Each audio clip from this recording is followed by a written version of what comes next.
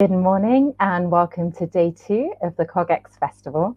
My name is Anushka Sharma and I'm the MC for this stage today. This is the Planet and Smart Cities stage. And a little bit about me, I am the founder of a tech and space innovation consultancy, Nought, and I'm really delighted to be here to take you through today. We've got a jam-packed day, but let me tell you more about this stage and the kind of content you can expect. It's all hands on deck. In the time to fight and persevere for our planet. With COP26 climate talks in November, great headwinds are building for real purpose. From clean transport to energy transition, adaptation and resilience, nature-based solutions and finance, we're digging into some of the hottest strands of climate tech. Join us to hear about our hydrogen decade and how AI can unlock energy networks and open up forest and farming carbon markets, and how most inspiring artists of their generation are spreading the climate action message. We'd love to have you join our conversation online today. So if you're on Twitter or social media, please use hashtag CogX2021 and join in and let us know your thoughts as the day progresses. The theme of the conference is the next 10 years, so we'd love to know your thoughts about that. And with that, our first session today is on our energy futures, artificial intelligence, hydrogen, and carbon-reducing tech, tackling climate change and at the same time meeting some of the world's energy needs is one of the greatest challenges faced. What is the future of energy? How can technology accelerate the planet's move towards cleaner energy? This session is going to look at AI, hydrogen, and carbon-reducing tech as ways to transform the energy sector. I'm delighted to welcome our moderator for this session, Jessica Fan, Principal Product Manager at Mckinsey QuantumBlack. Welcome, Jessica. Good morning. Good morning. Hi, Anushka. Hi, everyone. It's an absolute pleasure to be here today at CogX. Hope you're all enjoying the sunshine.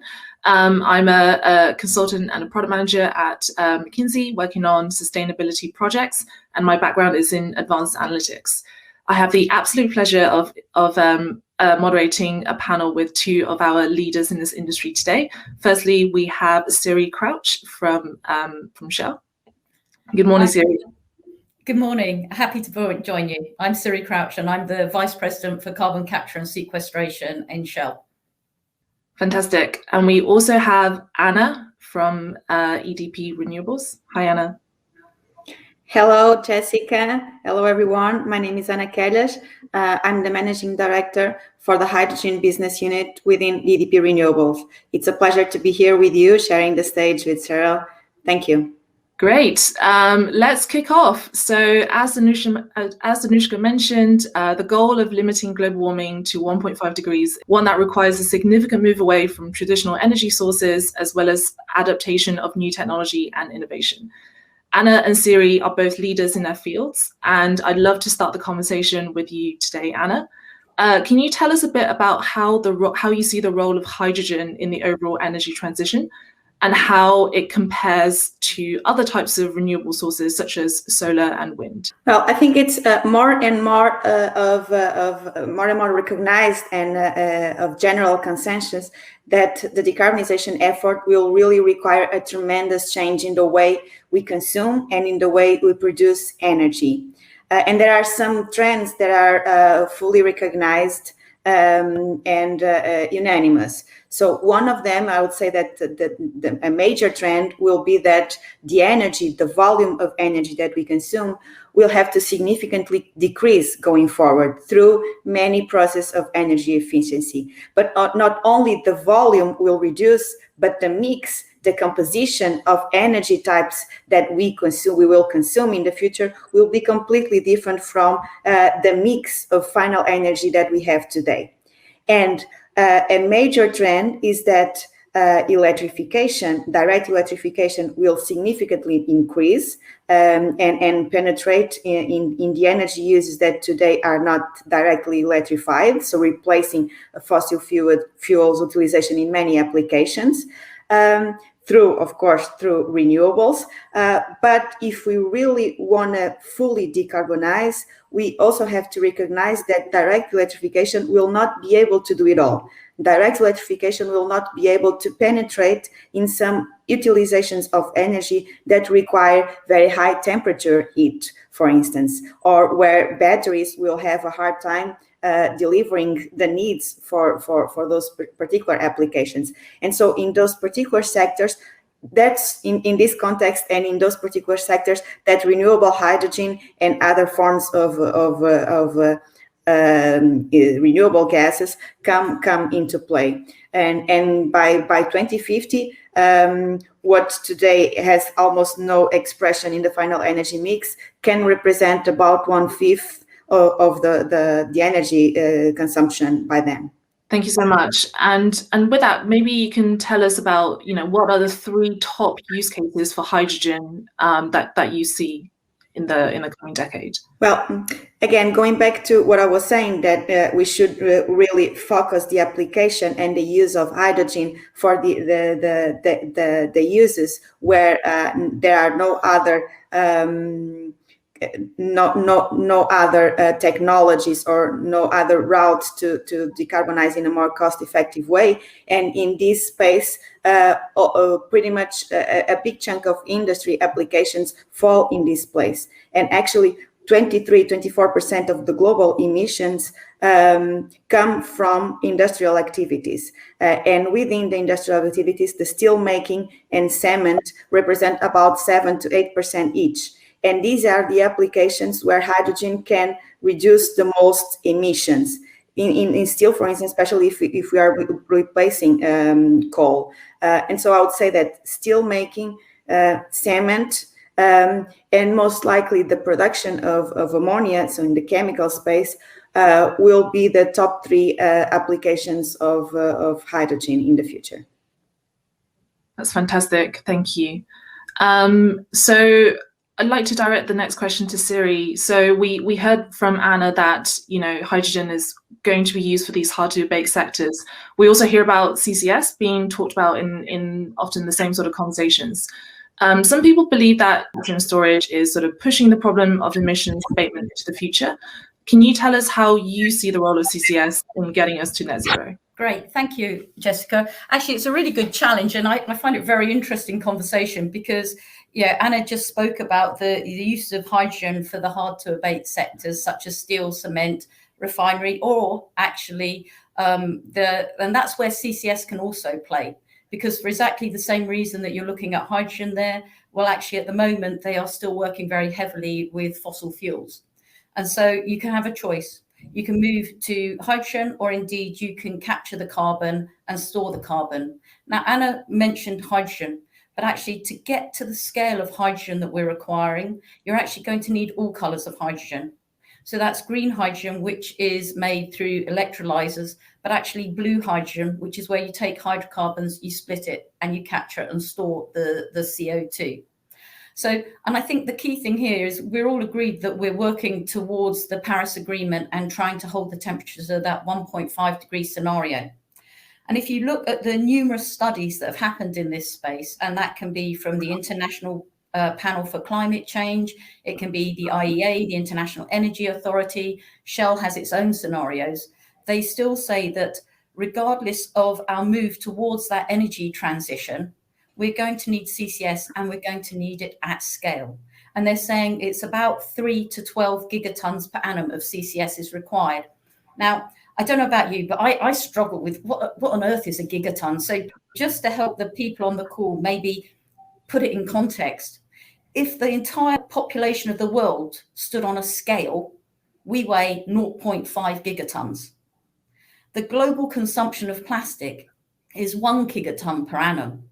And actually the current oil and gas industry is about a 5 gigaton per annum.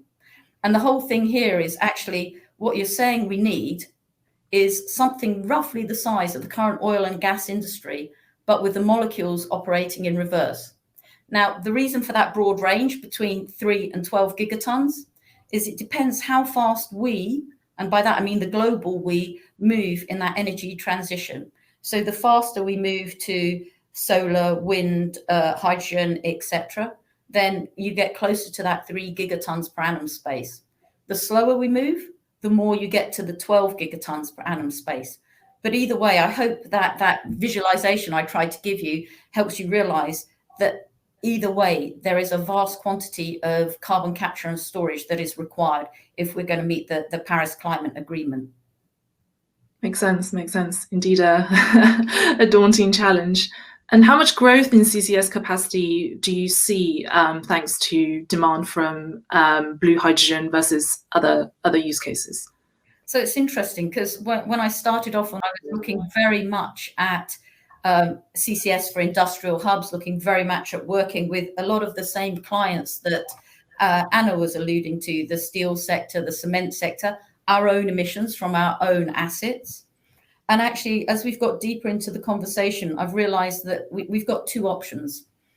We can do direct capture of CO2 from their flue stacks, etc. Or indeed, we can potentially do indirect capture. And what do I mean by that? Well, one is, like I say, going straight into their manufacturing process and helping them decarbonize while they keep the same energy system throughout. And then the indirect one is, like I say, maybe they choose to move to hydrogen, but hydrogen isn't there at the scale that these industries require at this point in time. But we can get there a lot faster if we go to blue hydrogen. So we can do indirect CO2 capture by creating blue hydrogen, capturing the CO2 at that point source, providing the industry with hydrogen. But then in time, when the green hydrogen scales up and ramps up, we can transition equally to green hydrogen. But that is probably some distance in the future because, of course, electrolyzers are in competition for electricity for other uses, such as our houses, heating, etc. Yes, absolutely. So back to you, Anna. Hydrogen has had many hypes in the past. It's been flaunted as the next sort of answer to the energy transition. In your mind, what do you think makes this time different?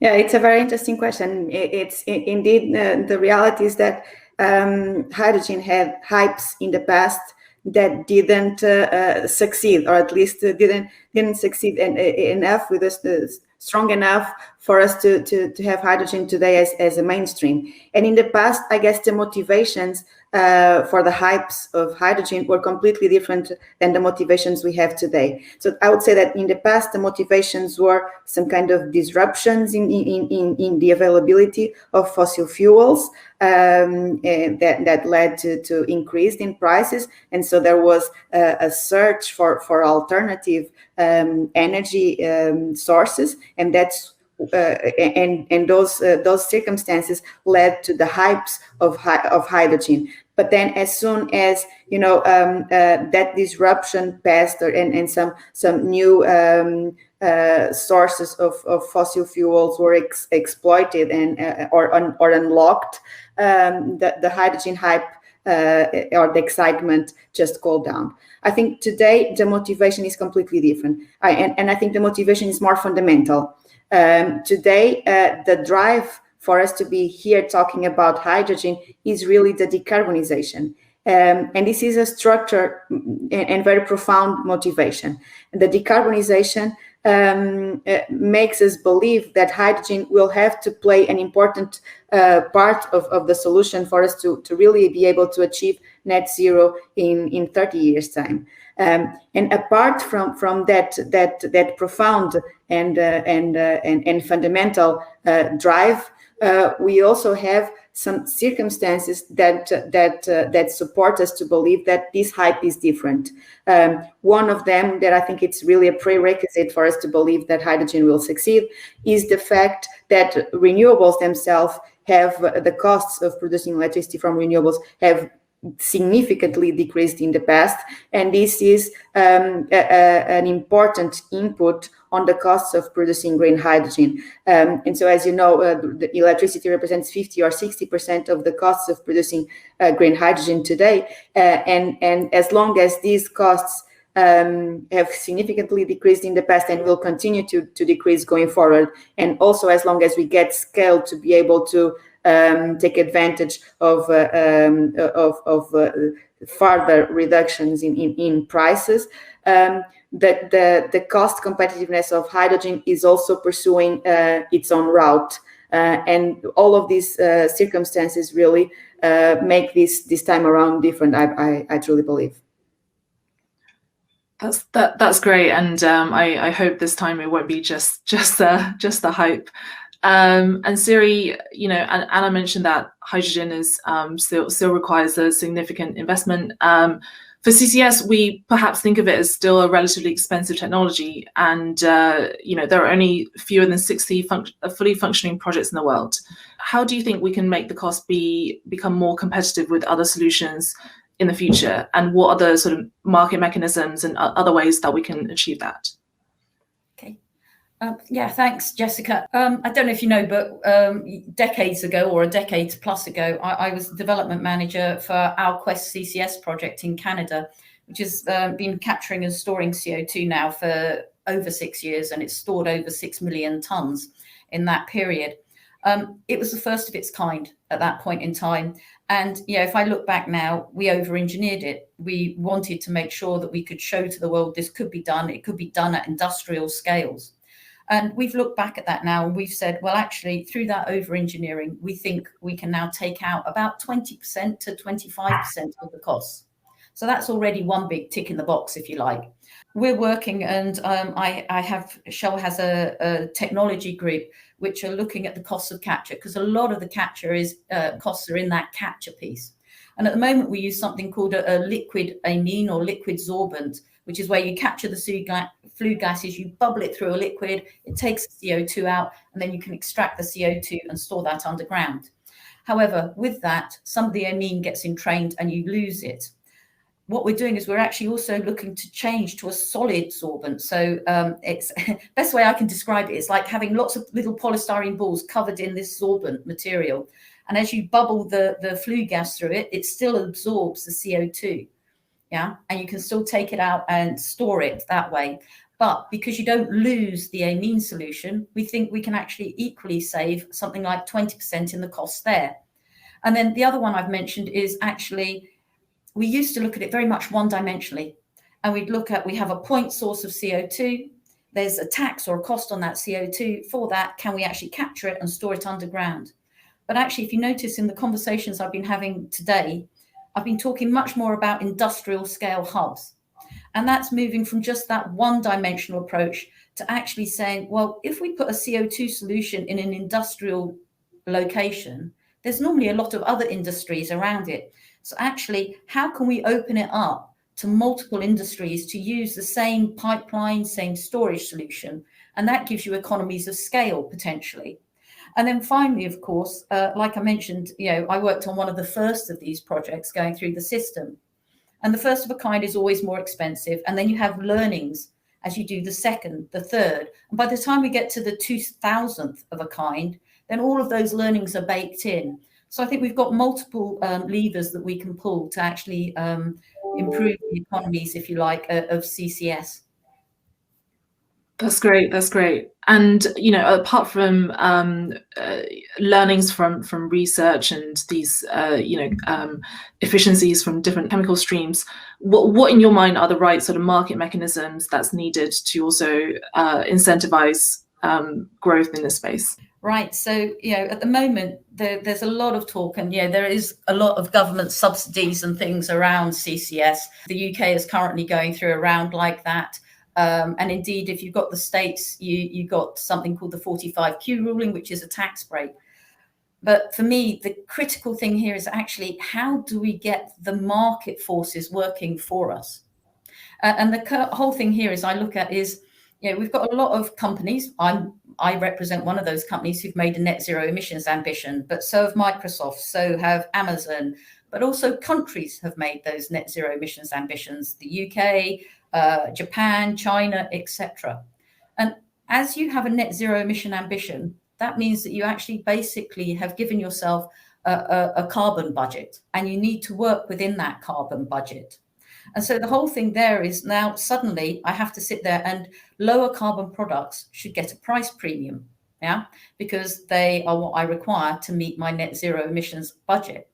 And so the whole thing here is, if we create lower carbon steel, lower carbon cement, then actually the companies with those big net zero emissions ambitions should actually be willing to either pay a price premium for a lower carbon product, or indeed they start not purchasing the higher carbon products. And so you start getting the market forces and market economy at work. But to do that, what we need is a way to actually be assured that what we're purchasing has that lower carbon stamp on it. And that's where something like, blockchain, we're talking to a very digital crowd here, yeah? But blockchain technology can provide that assurance and allow us to track and trace. So let's say I'm a steel manufacturer and I've paid for carbon capture and storage, and I've got 1 million tons of CO2 that I've stored. So that 1 million tons I can put against 1 ton of steel and say it's completely carbon free. Or I can decide to split it across multiple tons of steel and say they are lower carbon products. And then blockchain is where you get that assurance stamp. And as that ton of steel then goes to a car manufacturer or something, then indeed, by the time that car manufacturer creates the Tesla that we're buying because it's an electric vehicle, then we know not only is an electric vehicle, but it's an electric vehicle that has been made from lower carbon steel, lower carbon plastic, lower carbon glass. And that's where you actually get the customer and the consumer really involved. So that's one way where I think you could really get market forces driving this, as well as the tax breaks, the subsidies which are currently there and are in the government's arsenal. Super interesting. And I guess similar question for you, Anna. What in your mind is going to, what is it going to take for the hydrogen economy to take off? Is it what is similar to what Syrie said about green premiums or government subsidies? How do you think about this problem? Well, I really believe we need a comprehensive set of policies. It's not the subsidies against the market force. I think we need both. And in the beginning, we really require some form of government intervention to kickstart the demand, and with that create scale that we need to reduce costs. So I believe that like we had in the past for the development of onshore wind or solar, which today are the most cost competitive technologies to generate electricity almost everywhere in the world, but we didn't get here without an initial and strong support through tax breaks, through subsidies, to really unlock the beginning of the renewable development. And I think in the hydrogen space, we also need a set of complementing policy and instruments, some more market driven, like setting stringent standards or mandates for the penetration of decarbonized forms of energy, and with a clear taxonomy and a clear traceability of how decarbonized your energy consumption is, or your energy vector is, with the help of blockchain or other technologies. So with a clear taxonomy that you can trace back, of course, that's critical to pricely correct the value of having a decarbonized product. But on the other hand, we also need, fiscal instruments and a CO2 price that really reflects the cost of emitting. And we can achieve that also through market arrangements like carbon contracts for difference, for example. But I also believe that all of these still requires some types of subsidies or grants to support in particular adoption of technologies that are very capex intensive, like the adoption of some industrial applications, or some for instance trucks that use fuel cells.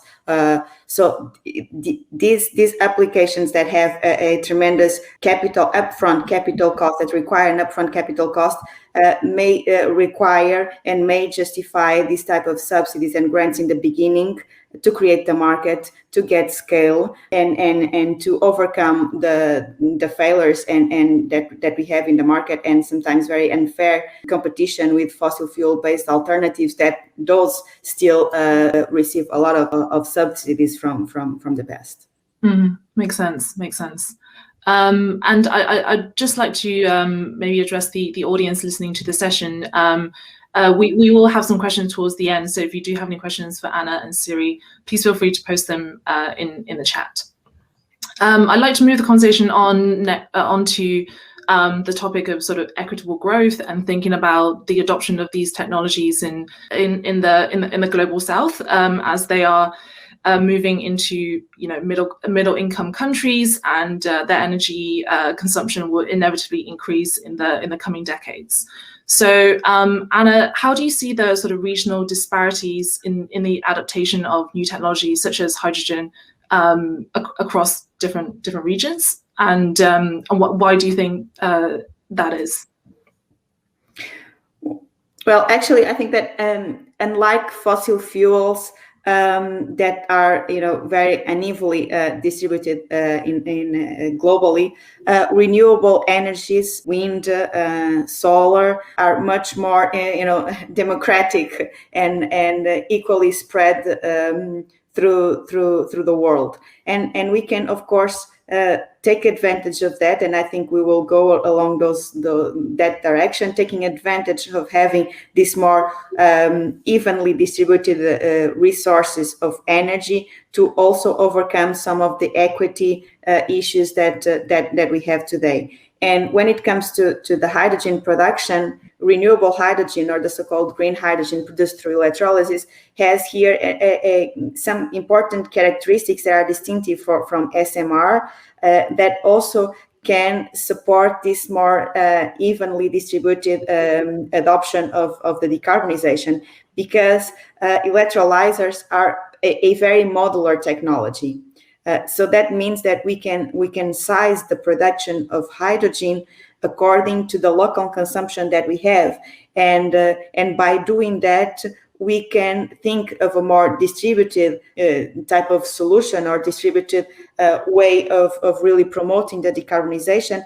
And by doing so, we're also promoting a more equitable and fair distribution and availability of the decarbonization efforts.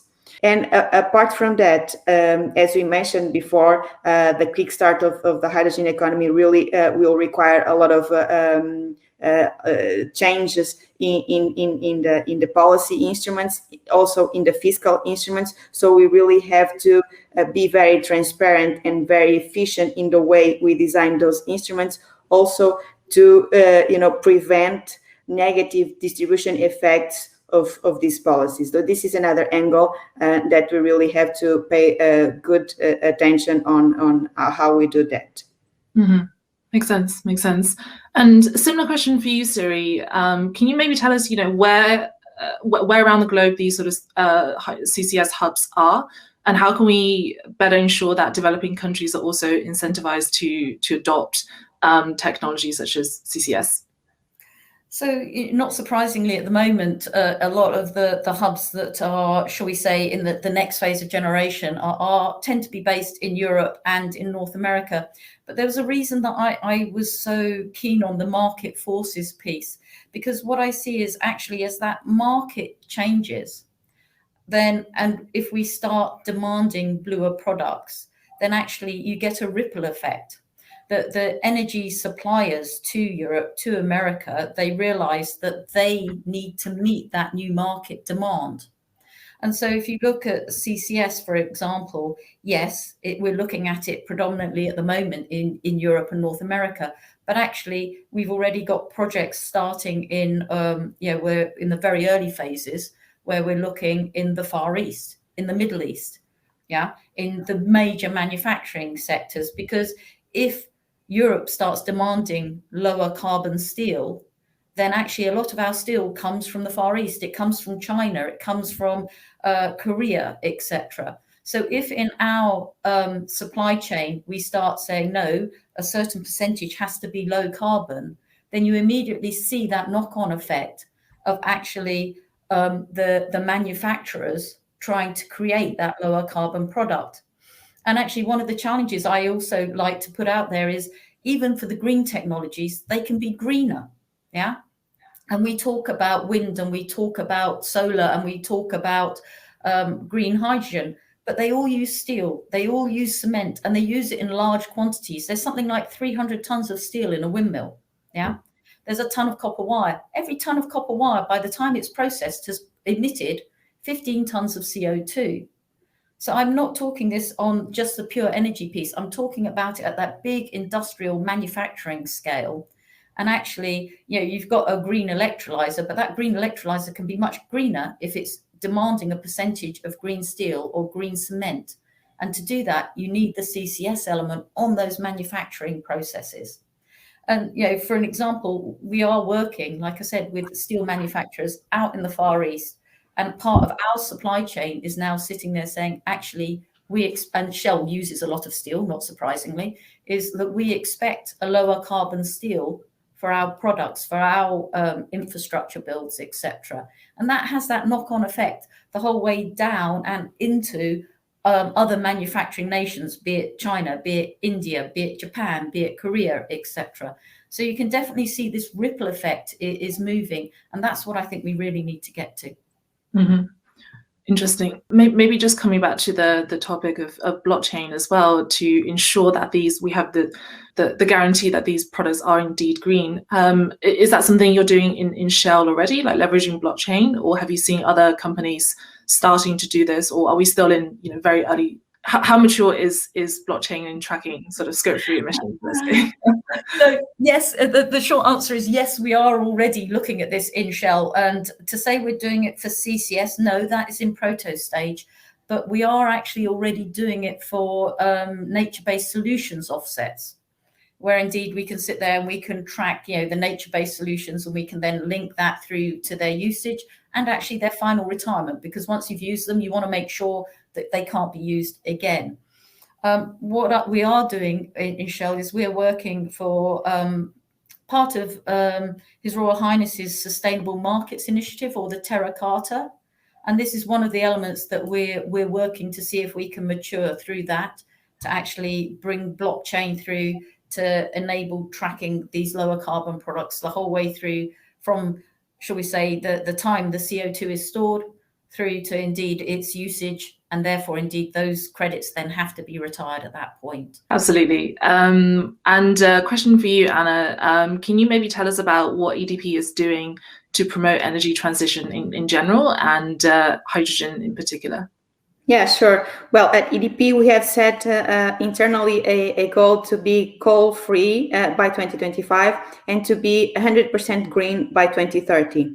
And this will also require an important change in our operations. Going forward, we are investing just in renewable technologies and in enabling technologies like grids and the digitalization and all of that. And so it's a very, very clear target that we set for ourselves, and that implies, of course, a tremendous investment in all of the renewable technologies, and hydrogen fits completely well in our DNA and in the solutions that we want to offer to our clients in terms of the decarbonization.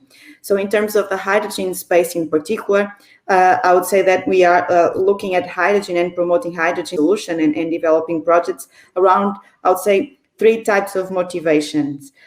One of them is the clients and the off-takers of hydrogen themselves. So really understanding the needs of the industrial clients and potential mobility applications where direct electrification has a hard time to penetrate. So we're trying to really provide solutions that bring about an opportunity to decarbonize through renewable hydrogen. So really understanding the needs of the potential of takers of hydrogen in the future, and setting up projects that can help them decarbonize their process.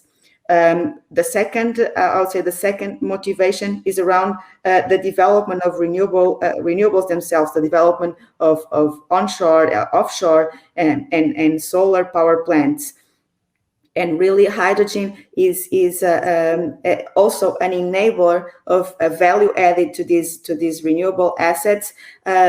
Also taking advantage of some conditions, sometimes limitations on grid connection, power grid connection, that generate a lot of or potentially a lot of curtailment, and using that electricity to produce hydrogen in competitive conditions or in favorable conditions is another avenue that we are pursuing. And I would say that the third type of engagement projects that we are developing related with hydrogen is around our traditional and conventional power plants, in particular the coal power plants that are all in the process of being decommissioned. In Port, we own and operate coal power plants in Portugal, Spain, and in Brazil, and all of them are located in privileged areas for the development of hydrogen hubs in the future, to first supply domestic and local consumption, and even in the future also to potentially export and promoting the global market of hydrogen. All of them are in industrial areas, have infrastructures that we can leverage upon for the development of hydrogen, the grid connection, natural gas connection, railway, close to deep water ports. So all of these, and apart from that, having good renewable resources in all of these areas, also, of course, are the conditions for us to be working around those assets to develop hydrogen hubs. That's great. Very exciting. Thank you for sharing. And we just have one quick question from the audience. Syrie, how scalable is CCS, and does one need particular geology to make it cost effective? So I'm a geologist, so be careful asking me geology questions, because I can go on for hours about this one. So the key thing, how scalable is CCS? Well, I think the key thing here is, I mentioned already, I worked on the Quest project. So that's 1 million tonnes per annum. The Gorgon CCS project in Australia is ramping that up and is operating now at 4 million tonnes per annum. But actually, as you move towards these hubs, then indeed you start talking 5, 10, maybe 20 million tonnes per annum. Now, the key thing there is, of course, you need geology that can store that volume for a long period of time. And it has to be able to take that rate. And so there's a few key things on the geology side that you need to look at, one of which is the seals, so the containment aspect. Do you have good shale seals? Do you have a good salt seal? These are things that we as geologists who've worked for oil and gas or other technologies know very well. And then the other one is the quality of the rock that you're storing it in, the quality of the sandstone, etc. And that is, can it take the rates that you're asking it? So can you push that volume of gas through the system and store it safely? But this is all things that, geologists know and understand. And it's just using the experience we've built over 150 years of oil and gas industry and turning that around and saying, well, actually, how can we utilize that to store? And actually, interestingly enough, we're using those same skills to say, actually, how can we store hydrogen potentially as well? So it plays out in many aspects. That's great. That's great. And unfortunately, we have run out of time, although I know the conversation can go on for for quite a while longer. So I just want to thank again Syrie and Anna for being here with us today. And thank you for all your fantastic insights. And hopefully we can have the same conversation in 10 years' time and for it to be, just the dominant technology as opposed to new technology. So thank you for everyone in the audience that has listened in today. Hope you enjoy the rest of the festival. And back to you, Anushka. Jessica, thank you so much. That was such a riveting conversation, and what a wonderful roundup. I don't need to say anything much more than this. A massive thank you from CogX to Jessica, Anna and Syrie. Our next session is going to kick off at 11 a.m. and is going to be on financing and designing net zero cities. We'll be back after this break, and make sure you stretch your legs and get some fresh air. See you shortly.